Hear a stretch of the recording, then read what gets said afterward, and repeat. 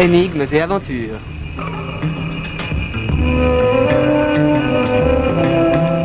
Pour ceux qui l'auraient oublié, rappelons qu'octobre est traditionnellement le mois suisse. L'automne étant cette année dominé par la personnalité du commissaire Maigret. Nous avons choisi un autre classique, radiophonique et helvétique.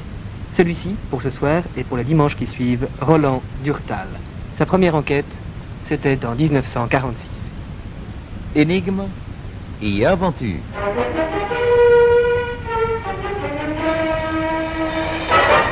Une pièce policière de Marcel de Carlini, La goutte de sang.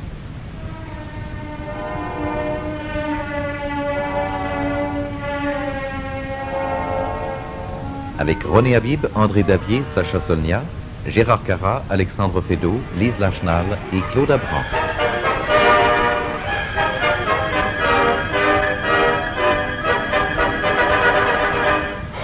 Assistant Michel Goulet, mise en onde William Jacques. La goutte de sang.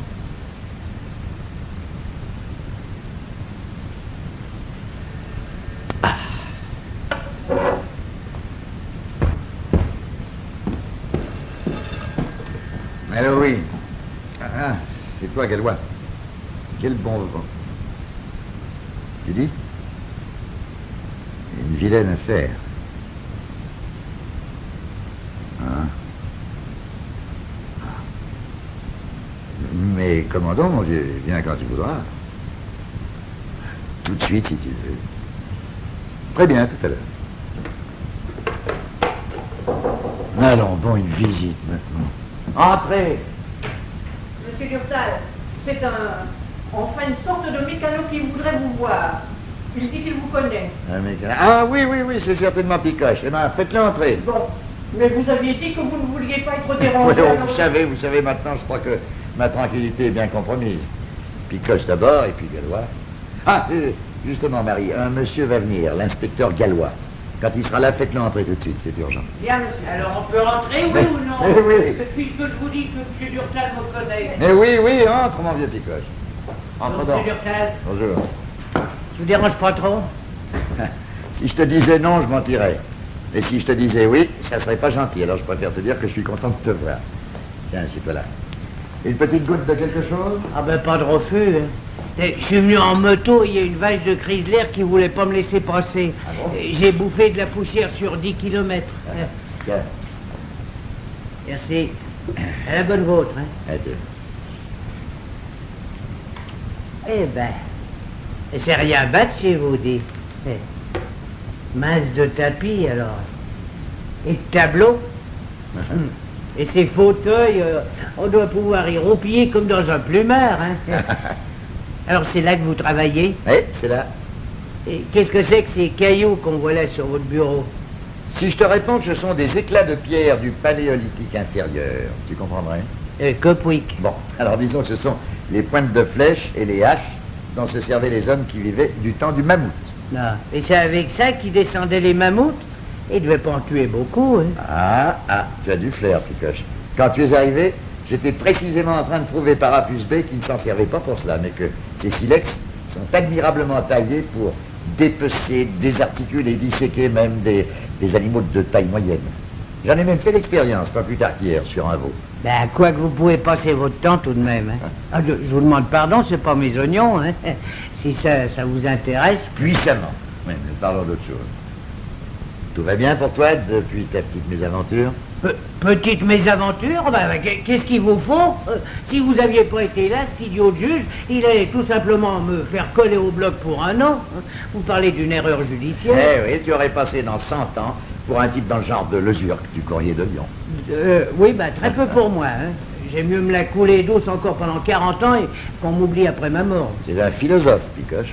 Je sais pas. Mais ce qu'il y a de sûr, c'est que je suis pas un ingrat, non?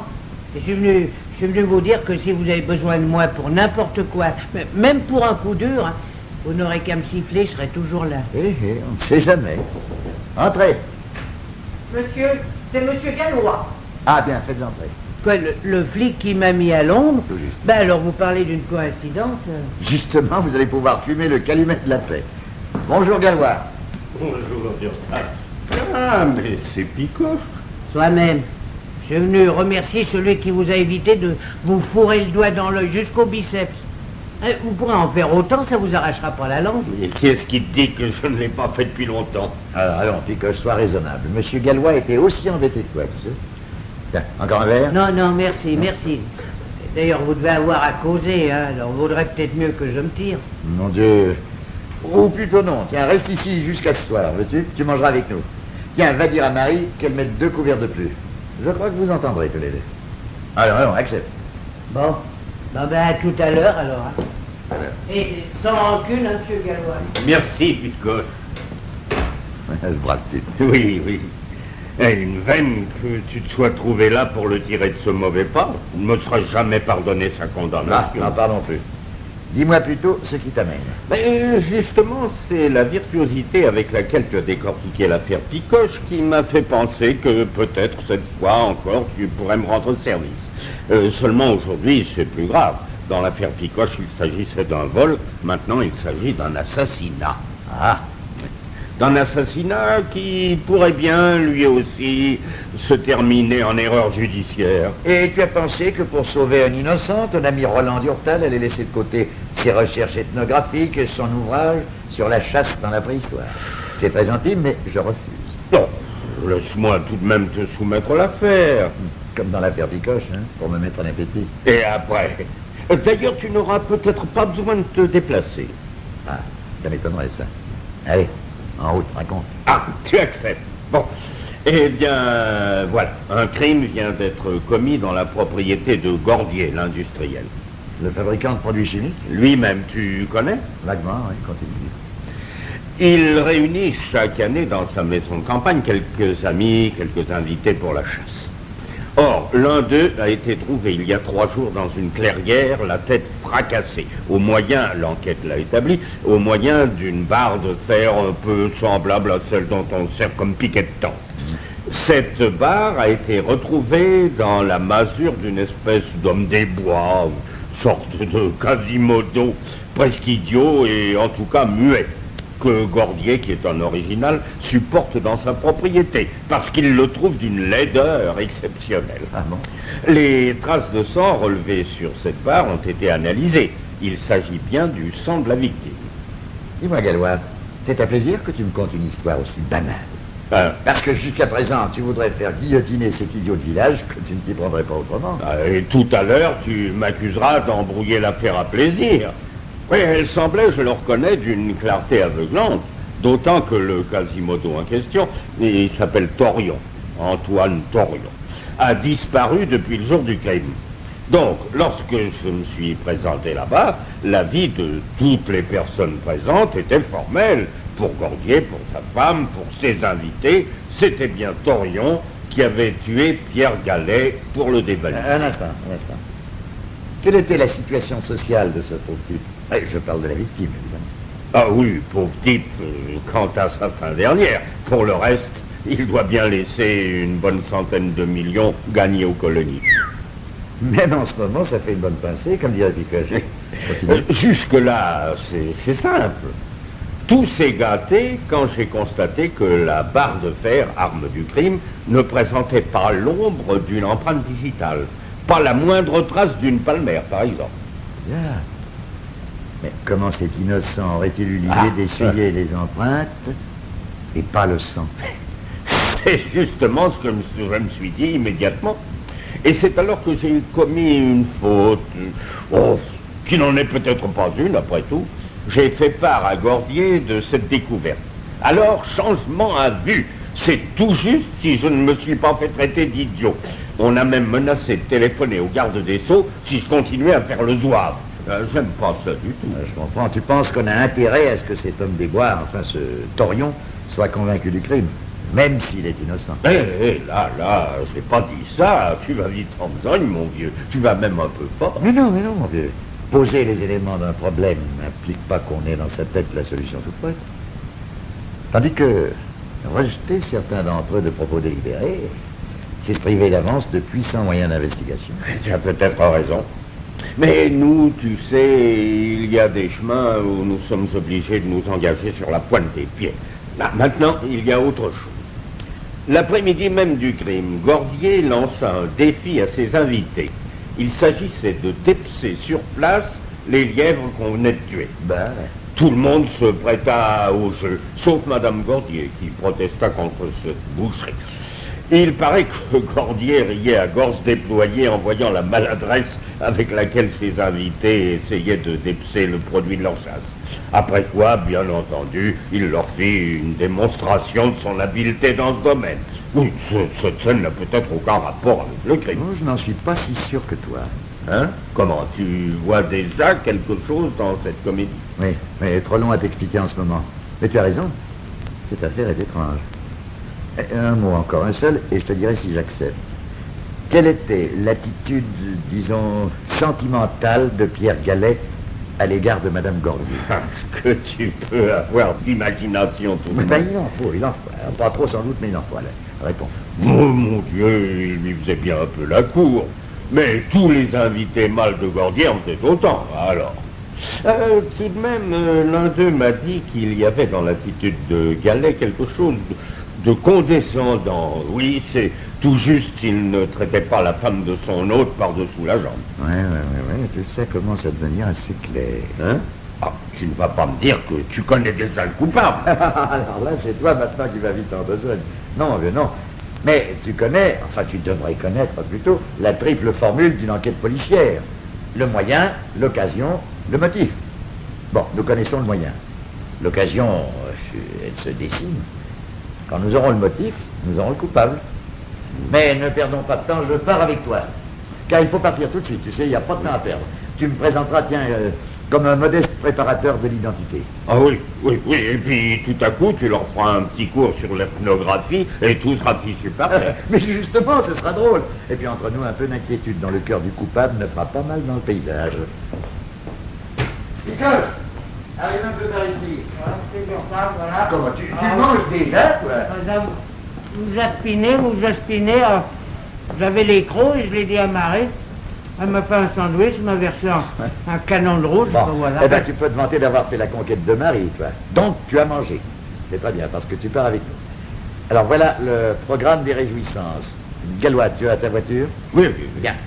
Jusqu'à la maison des Gordiers, toi, Picoche, tu nous suis à motocyclette. Hum. Au village, tu la gares à l'auberge. Tu montes dans la voiture et tu fonctionnes comme chauffeur. Et n'oublie pas, à partir de ce moment-là, tu deviens le chauffeur de l'identité judiciaire. Quoi, une sorte de flic, alors? Bah, si tu veux. Ah, mais alors, ce qu'il faut faire pour gagner son sandwich... Oui, mais l'identité n'a pas de chauffeur, c'est nous qui conduisons d'habitude. Peu importe, j'ai besoin de Picoche et j'ai pas le choix des moyens. Qu'est-ce que c'est? Monsieur, le dîner est prêt. Tant pis pour le dîner, nous partons. Oh, moi qui vous avais préparé un joli poulet. Eh ben, mettez-le dans un panier. Le panier dans la voiture de Monsieur Gallois et nous le mangerons en route, votre poulet. Bien, monsieur. Ah, ben, j'aurais bonne mine, moi, sur ma moto. Nous t'en laisserons toujours assez pour que tu puisses te restaurer à l'auberge du village en arrivant. Allez, en route.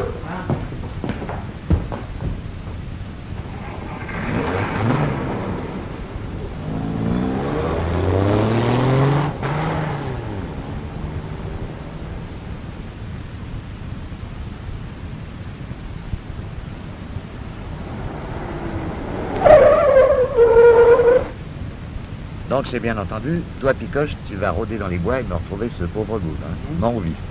Mais je ne te cache pas que je le préférerais vivant, compris? Gallois, toi, tu me présentes comme un modeste collaborateur d'identité venu faire quelques vérifications supplémentaires. Gordier va me traiter de tous les noms, je te préviens. Justement, pendant ce temps-là, moi, je ferai ma petite promenade dans la maison. Et même, tiens, si tu pouvais le pousser à bout, ça m'arrangerait. Plus il sera vert de rage et plus je serai tranquille. Ah, Picoche. Notre lieu de réunion, pour communication éventuelle, l'auberge du village, hein, là où nous venons de manger. Ah ben ça me botte, moi, ils ont un petit rouge qui doit rien à personne. Et surtout pas au robinet. Alors en route, et bonne chance, Picoche. On dit pas ça, on dit... Ça va, j'ai compris.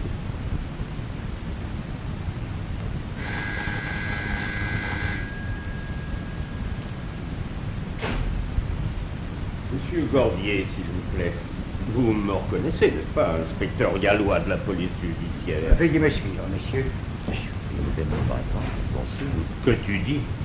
Veuillez entrer ici, messieurs. Ah! Bonjour, monsieur Gallois. Bonjour, monsieur. Permettez-moi de vous présenter un de mes collègues, Durtal, préparateur à l'Institut de médecine légale. Durtal? Ah, j'ai entendu parler d'un Durtal jadis. Un jeune chimiste. Et c'était mon cousin, monsieur. Il a fait du chemin. Alors, monsieur Gallois, je pense que vous avez en poche le mandat d'arrêt vous permettant d'arrêter la brute qui a tué ce pauvre Gallet. Et j'espère que vous allez bientôt le retrouver. Ma femme ne dort plus depuis ce drame, elle en est malade. Et s'il le faut, je puis moi-même organiser une battue. Nous ferons le nécessaire nous-mêmes, monsieur, n'en doutez pas. Et le juge, en effet, m'a remis un mandat d'amener contre Torion. Auparavant, mon collègue, monsieur Durtal, doit procéder à quelques constatations. Mais je n'y vois pas d'inconvénient. Que voulez-vous voir? Je voudrais auparavant, monsieur, vous poser une question. Vos invités sont dans leur chambre? À cette heure, cela ne fait aucun doute. Madame Gordier également, je pense. Certainement. Mais où voulez-vous en venir? À ceci, monsieur. Je voudrais que vous les fassiez prévenir par un de vos domestiques de ne pas quitter leur chambre. Tiens. La petite plaisanterie continue, à ce que je vois. Et je voudrais vérifier, et toujours dans leur chambre, les vêtements qu'ils portaient le jour du drame. Dites-moi, monsieur Gallois, est-ce que vous vous fichez de moi? Ah, Je vous préviens que si vous persistez dans vos prétentions ridicules, car il est certain que ce sous-fifre n'a pas eu lui-même cette idée saugrenue, je téléphonerai au juge d'instruction, qui est de mes amis. Et si ça ne suffit pas, au ministre. qui est aussi de vos amis, je le sais, vous l'avez déjà dit. Mais j'ai le regret de vous informer que le juge m'a donné carte blanche.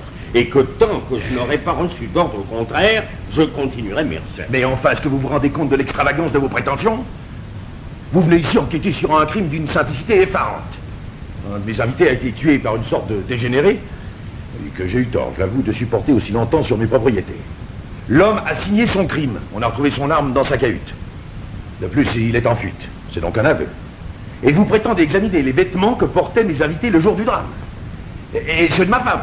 Et les miens également, je suppose. Non, là, je vous arrête, monsieur Gordier. Les vôtres ne m'intéressent pas. Hein? Est-ce que je dois prendre ça comme une faveur ou comme... Comme un soupçon. Mais c'est difficile à dire, monsieur. Et vous savez fort bien pourquoi. Dites donc, vous le sous-fifre. Qu'est-ce que vous voulez insinuer? Vous tenez absolument à ce que je vous le dise maintenant? Si j'y tiens. Mais je l'exige. À votre aise. Vous reconnaissez que le jour du crime, enfin je veux dire après le crime, vous avez proposé à vos invités de jouer à celui qui dépêcherait un lièvre dans le minimum de temps. Je le reconnais. Mais quel rapport entre cette innocente plaisanterie et le crime de cette brute? Le rapport, je vais vous le dire. Vous êtes fabricant de produits chimiques, monsieur Gordier. Vous avez donc quelques notions de chimie. Savez-vous dans ce cas comment on procède pour savoir si les taches relevées sur un vêtement proviennent de sang humain ou du sang d'un animal? Non, mais je serais ravi de l'apprendre. Eh bien, on se sert d'un liquide obtenu de l'inoculation de sérum de sang humain dans le corps d'un lapin. Si l'on relève des traces de sang, même desséchées sur un vêtement ou sur un meuble, il suffit de gratter, de plonger les fragments dans une solution d'eau salée à 9%, de laisser tomber dans cette solution quelques gouttes du sérum de lapin additionné de sang humain. Si les taches sont d'origine humaine, il se forme un précipité blanc. Si elles proviennent d'un tout autre sang, aucun halo ne se forme. Très intéressant. Et alors?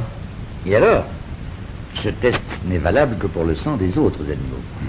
Si on injecte à un lapin le sang d'un de ses congénères, aucun antisérum ne se forme. Il suffirait donc à un coupable précautionneux de se barbouiller après son crime de sang de lapin ou de lièvre pour rendre toute expertise impossible. Du moins, il le croit. Et vous insinuez que... Dites-moi, mon petit bonhomme, est-ce que vous avez envie que je vous flanque par la fenêtre? Pas du tout, j'ai encore du travail. Eh bien, vous allez voir.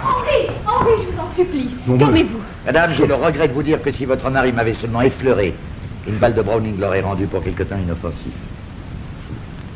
Et puisque vous êtes ici, je vais en profiter pour vous prier de me précéder dans votre chambre. Dans ma chambre? Pourquoi? Écoutez, ma chérie, je crois qu'il est préférable de laisser ces maniaques poursuivre leurs petites expériences. Ce jeune blanc-bec prétend examiner les vêtements que nous portions le jour du drame. C'est parfaitement inutile, vous le savez, comme moi. Mais il ne faut jamais contrarier les fous. Faites donc ce qu'ils vous demandent. J'arrangerai tout ça avec le ministre quand nous rentrerons à Paris. Mais mon chéri, il n'y a rien là que d'être naturel. Et vous savez comme moi qu'il ne faut jamais contrarier l'action de la justice. Voulez-vous me suivre, monsieur? Je suis à votre disposition. Oh. Décidément, ma femme me donnera toujours des leçons. Dire que c'est elle qui paraissait le plus affectée par cette histoire. Elle vient de vous donner, monsieur Gordier, une leçon de sang-froid. Voudriez-vous maintenant transmettre à votre domestique les instructions de mon camarade? Soit. Émile, passez dans les chambres de nos invités et priez-les d'y rester jusqu'à l'arrivée d'un de ces messieurs. Bien, monsieur. Et maintenant, monsieur Gordier, je voudrais, pendant que mon camarade procède à ses constatations, vous prier de préciser certains points. Je vous écoute.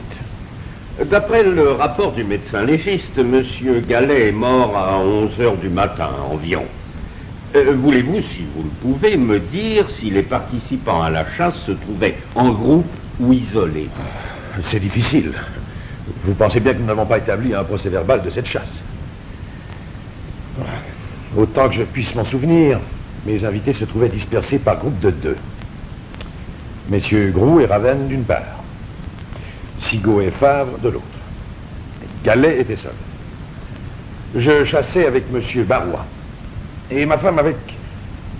Ah non, au dernier moment, elle est restée à la maison et nous a rejoints au moment du déjeuner. Donc, celui qui devait être son cavalier, monsieur Doroy, a chassé seul. Mais vous savez, tout cela a pu se modifier au cours de la matinée.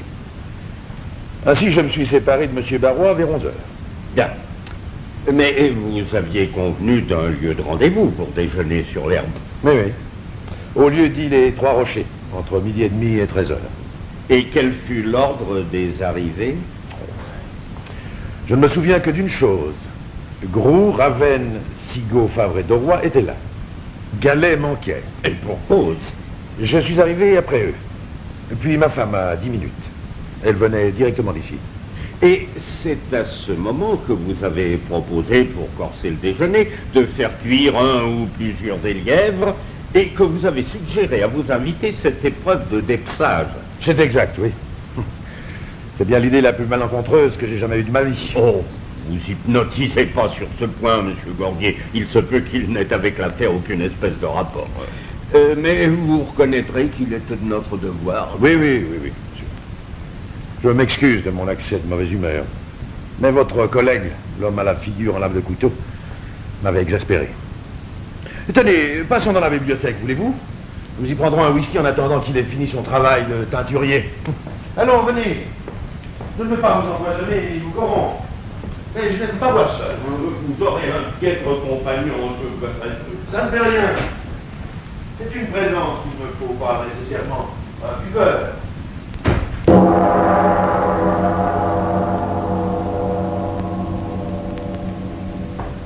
n'avez pas été trop mal reçu par nos invités, monsieur Durtal. Mais non, madame. 2 d'entre eux s'apprêtaient à se mettre au lit.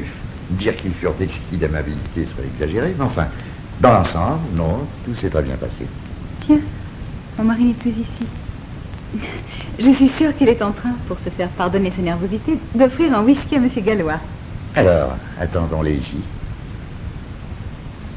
Vous faites un métier bien curieux, monsieur Durtal. Passionnant, madame. Surtout quand il s'agit d'analyse microscopique. Les infiniment petits au service de la justice. Vous ne trouvez pas cela passionnant, vous? Si. Mais quand il s'agit du sang, c'est plus fort que moi, je me rétracte. À un degré différent, il produit également un curieux effet sur les hommes de laboratoire. Mais il les stimule, les pousse vers la solution. Songez donc qu'il faut d'abord s'assurer si l'on est bien en présence d'une vraie tache de sang. Oh, là, c'est encore aisé. Il suffit de laisser tomber sur elle une goutte d'un composé de benzidine et de peroxyde d'hydrogène. Si l'on est en présence de sang, une tache striée, bleue ou bleu-gris, se forme immédiatement. Et s'il s'agit d'un mouchoir qui a été lavé, par exemple? La benzidine décèle une tache de sang sur un mouchoir qui a été bouilli pendant des heures, madame. Et si la tache est très vieille? Des caillots sanguins observés sur des momies embaumées depuis 5000 années tournent au bleu de façon saisissante sous l'action de ce réactif.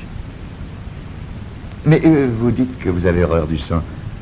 J'imagine alors que vous n'avez pas participé à l'espèce de joute proposée par votre mari. Je ne l'aurais fait pour rien au monde.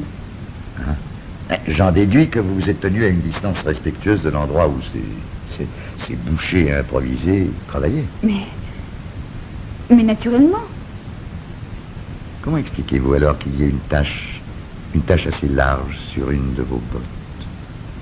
Il y a une tache de sang sur une de mes bottes? Je la vois encore comme je vous vois en ce moment. Mais je ne l'ai jamais vue, moi. Ah, dame, quand elle était fraîche, vous aviez bien d'autres choses en tête, n'est-ce pas? D'abord, il y a eu cette scène de dépeçage qui vous a sans doute impressionné.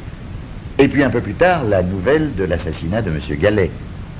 Et ensuite, quand le sang s'est desséché, il a tourné au brun, comme toujours. Et vos bottes sont brunes. Mais vous n'avez pas répondu à ma question. Pouvez-vous me dire d'où vient cette tache? Je me suis fait une petite blessure ici, vous voyez, en voulant ouvrir le portail. Ma femme de chambre vous confirmera que je lui ai remis ce jour-là un mouchoir taché de sang. J'imagine qu'elle l'a déjà lavé, ce mouchoir. Certainement. C'est ainsi l'habitude quand il s'agit de taches de sang. Évidemment. Peu importe du reste. La tache qui est sur votre botte, monsieur Carra. Parce que vous allez la faire analyser? Dame, je ne suis venu que pour cela. Je vais d'ailleurs opérer moi-même. Eh bien, vous en profiterez pour me dire si mon sang est pur. Je n'y manquerai pas, madame. Parce que vous savez sans doute que même avec du sang desséché, on peut diagnostiquer une maladie. Enfin, certaines maladies, tout au moins. N'oubliez pas, monsieur, que mon mari est un peu du métier. Ah, c'est vrai. Et c'est toujours agréable, n'est-ce pas, de se trouver entre gens qui se comprennent de nous. C'est bien pourquoi je m'étonne que mon mari, tout à l'heure, se soit laissé aller à cet accès de mauvaise humeur. J'espère que vous ne lui en garderez pas rancune. Oh, pas le moins du monde. N'est-ce pas, mon cher, que ce whisky est étonnant? Bien. Vous êtes là, monsieur le sous-fifre? Alors, vous avez bien examiné à la loupe toutes les frusques de mes invités? C'est fait, oui, monsieur. Nous allons, l'inspecteur Gallois et moi, prendre congé de vous. Entrez. Il y a là un monsieur qui demande à parler à monsieur Durtal. Ah, ça doit être Picoche. Madame, vous permettez que je fasse entrer ce garçon ici. C'est notre chauffeur. Je lui avais confié une mission. Il a peut-être du nouveau à nous apprendre. Mais faites, je vous en prie. Merci.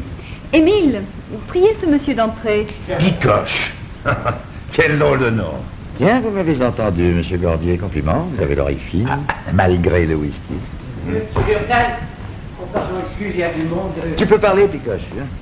Du nouveau? Ah bah oui, je crois en effet que vous m'aviez dit de vous ramener le taurion mort ou vif, hein. Oui. Eh ben je vous le ramène, mais raide, Arrête. Tu veux dire que... que je viens de le découvrir dans la forêt, pendu, même qui fait une drôle de bille au bout de sa corde. Pendu. Pauvre Torion. Pendu. Pendu. Pendu. Ah, qu'en dites-vous, messieurs les policiers? Que dites-vous de ce coup du sort? Pendu le coupable.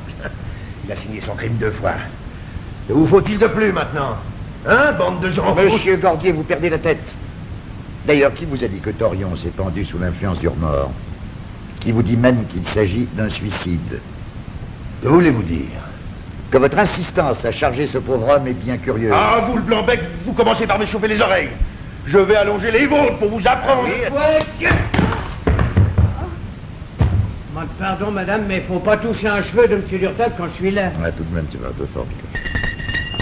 Messieurs, voulez-vous me permettre de rester seule avec mon mari? Je crois qu'il n'est pas dans son état normal. Émile! Apportez-moi un peu d'eau et un cordial. Monsieur vient d'avoir un malaise. Madame, je m'excuse à mon tour de la forme brutale que vient de prendre cet entretien. Je comprends que vous désiriez rester seul, mais je dois vous prévenir que la maison est surveillée. Aucun des occupants ne peut la quitter sous aucun prétexte. Nous reviendrons demain matin. Bonne nuit, madame. Bonne nuit, messieurs.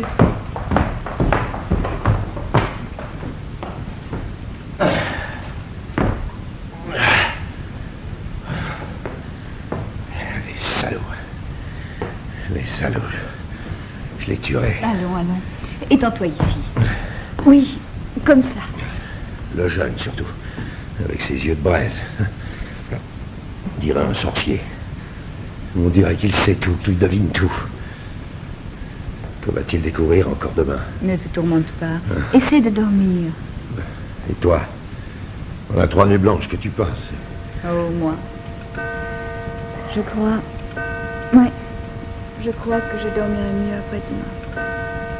À moins que d'ici là... Allons, dors, mon pauvre grand. Dors.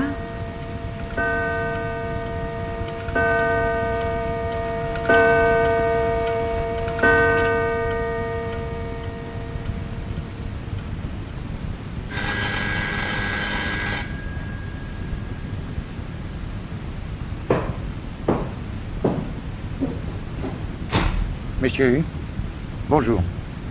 Voulez-vous m'annoncer à Madame Gordier, Monsieur Durtal? Ah oui, Monsieur Durtal, de la police. Non, Monsieur Durtal, tout court. Allons, dépêchez-vous, j'ai pas de temps à perdre. Bien, monsieur, bien, ne vous fâchez pas. Nous allons voir si vraiment l'ami porte conseil. Je vais laisser sa chance. Un aveu et j'arrange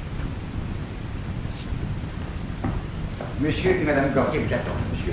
Très bien, monsieur.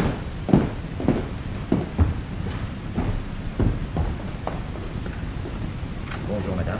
Bonjour, monsieur Durtal. Monsieur. Bonjour. Vous êtes seul? Oui.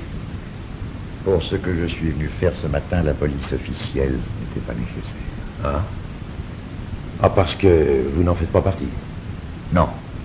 Je m'en doutais un peu. Aussi n'ai-je pas joué longtemps la comédie, madame. Mais vous avez fini de parler comme des fakirs? Je puis me retirer si vous le désirez. Ce serait peut-être mieux, en effet. Ah. Bien. C'est moi qui te le demande, mon ami. Bien, bien. Je me retire. Je vous fais toutes mes excuses pour les sous-fifs que je vous ai servis, monsieur Durtal. Bon. Il n'y a pas qu'en chimie que vous avez du doigté. À tout à l'heure. À tout à l'heure.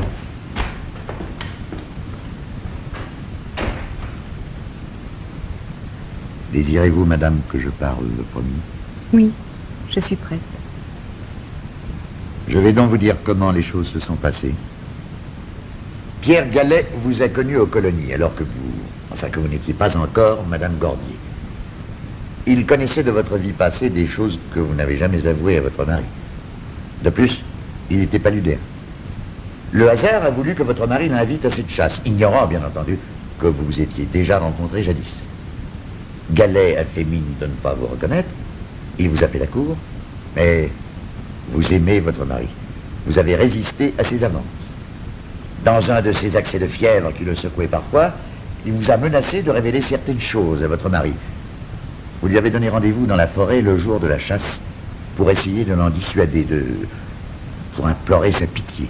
Mon mari est un excellent homme, mais il est d'une violence parfois. J'en sais quelque chose, madame. Malheureusement, saisi par sa passion et par sa fièvre, Gallet s'est précipité sur vous. Il y avait à portée de votre main une barre de fer, un piquet de tente. Vous l'avez saisi et vous avez frappé. Gallet s'est effondré. Vous étiez devant son cadavre, immobile et horrifié, quand votre mari est arrivé. Vous lui avez tout avoué. J'aurais dû le faire plus tôt. Rien de tout ça ne serait arrivé. Perdant la tête, il vous a ordonné d'aller jeter dans la masure de Torion la barre de fer accusatrice. Oui, il pensait que cet être anormal serait tenu pour irresponsable, qu'on ne le condamnerait qu'à l'internement. Mais il ignorait que le malheureux avait assisté à toute la scène. Le pauvre homme qui vous vénérait comme une sainte en fut si frappé qu'après avoir rôdé dans la forêt, il est allé se pendre. C'est horrible. Vous portiez des gants. La barre de fer n'a recueilli aucune empreinte, même brouillée. Et pendant que vous couriez à la cabane de Torion, le sang dont elle était tachée s'est répandu sur le sol et une goutte est tombée sur votre botte. Les taches que j'ai relevées sur le sol, comme celle qui est restée sur votre botte, ont la même forme, légèrement allongée dans le sens de la marche. Tandis qu'une goutte qui serait tombée de votre main alors que vous étiez arrêté devant le portail, comme vous l'avez prétendu, aurait eu la forme d'un petit disque bordé d'éclaboussures. De plus, Gallet était atteint de malaria. Le rapport du médecin légiste est formel à cet égard. Or, cette nuit, j'ai retrouvé les mêmes traces de malaria dans la tache qui est tombée sur votre botte. Oh, Oui. j'ai eu de la chance, car il est difficile de diagnostiquer une maladie au moyen de sang desséché. L'opération réussit rarement, mais cette fois, malheureusement pour vous, elle a réussi. Désirez-vous toujours que l'on vous fasse une prise de sang pour établir que le vôtre est bien pur? Inutile, je le sais. Ensuite, Ensuite, votre mari, impulsif, et je vous demande pardon, impressionnable à l'excès, s'est aperçu qu'en manipulant le corps de Gallet, il avait lui aussi taché ses vêtements. Une réminiscence de ses anciennes études lui a fait imaginer alors la petite comédie que vous savez. Personne, pensait-il, ne mettrait en doute qu'il ait dépecé des lièvres par jeu en pleine forêt. Et si des analyses étaient effectuées, toutes les traces auraient été brouillées. Du moins, c'est ce qu'il pensait. Mais qui veut trop prouver ne prouve rien. Et c'est cette comédie qui m'a mis sur la piste. Le reste n'était qu'un jeu. Vous êtes très fort, monsieur Durtal. Allons, je vous sais gré de m'avoir dit tout ça en l'absence de l'inspecteur Gallois et de mon mari. Maintenant, vous pouvez les appeler. Je suis prête. À quoi? Mais à me livrer à la justice? N'êtes-vous pas venu pour ça? Hier soir, oui. Depuis,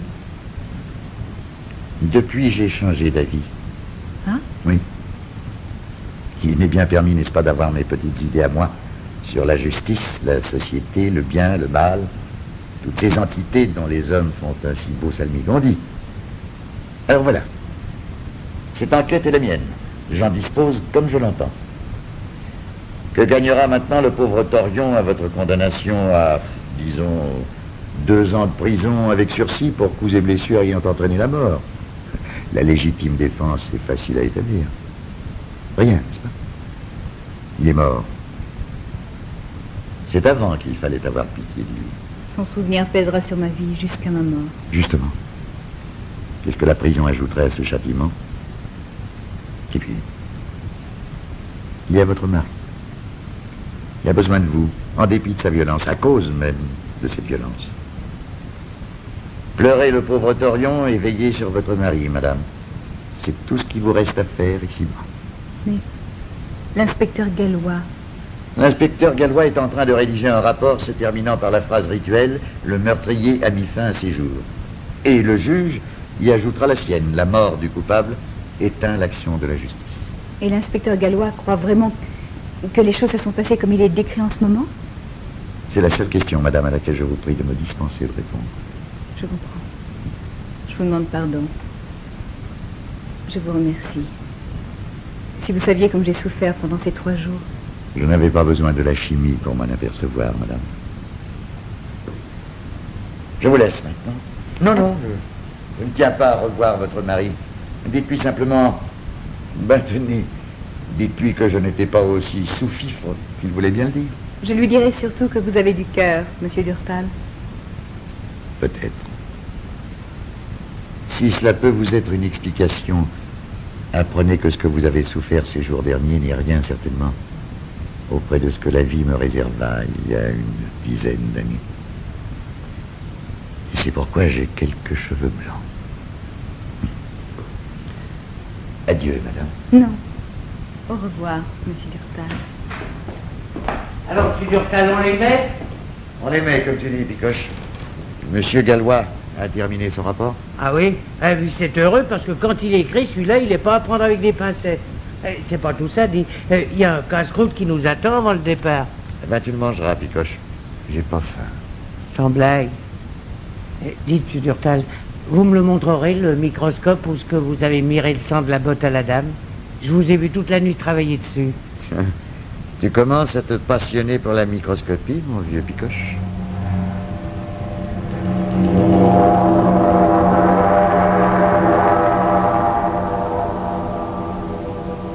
La goutte de sang.